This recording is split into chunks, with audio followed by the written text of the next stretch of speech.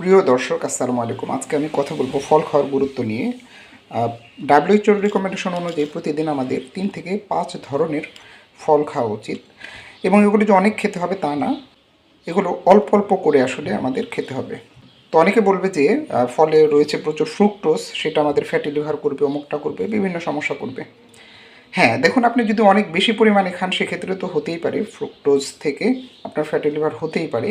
তো দেখুন, এই ফলে তো শুধু ফ্রুক্টোজ আছে ভাই, সেটা না। ফলে রয়েছে প্রচুর পরিমাণে ভিটামিন, রয়েছে ভিটামিন এ রঙিন ফলগুলোতে, ভিটামিন সি রয়েছে যেগুলো চোকা ফল বা সবুজ ফল যেমন পেয়ারা, লেবু, এগুলো তো ফলের মধ্যেই পড়বে।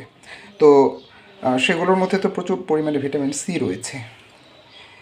এছাড়াও ফলে রয়েছে ভিটামিন বি কমপ্লেক্স, মিনারেলস, যেগুলো আমাদের শরীরের জন্য খুবই দরকারি। তো শুধু ফ্রুক্টোসের কথা চিন্তা করে আপনি যদি ফল না খান তাহলে এগুলো তো পাবেন না। তো আপনি যদি এই ভিটামিন এবং মিনারেলস থেকে দূরে থাকেন তাহলে অবশ্যই বিভিন্ন রোগ শোকে ভুগবেন।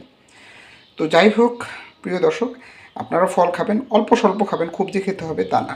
হ্যাঁ, এখন বলতে পারেন যে ডায়াবেটিস থাকলে কী করব। হ্যাঁ, ডায়াবেটিস থাকলে আপনার অত মিষ্টি ফল খাওয়া যাবে না, সেক্ষেত্রে আপনি চোকা ফলগুলো খান।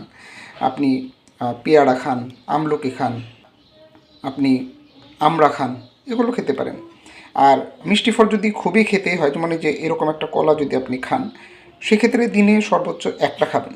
হ্যাঁ, অবশ্যই ডায়াবেটিস নিয়ন্ত্রণে থাকা অবস্থায় খাবেন। ডায়াবেটিস আপনার নিয়ন্ত্রণে নেই, তখন আপনি খাইলেন, তখন কিন্তু সমস্যা হবে। তো এরকম একটি কলা আপনি দিনে একবারই খাবেন, এবং ওই দিন অন্য কোনো মিষ্টি ফল কিন্তু আপনি টাচ করবেন না। তো প্রিয় দর্শক, নিয়মিত ফল খান, সুস্থ থাকুন, ভালো থাকুন। আল্লাহ হাফেজ।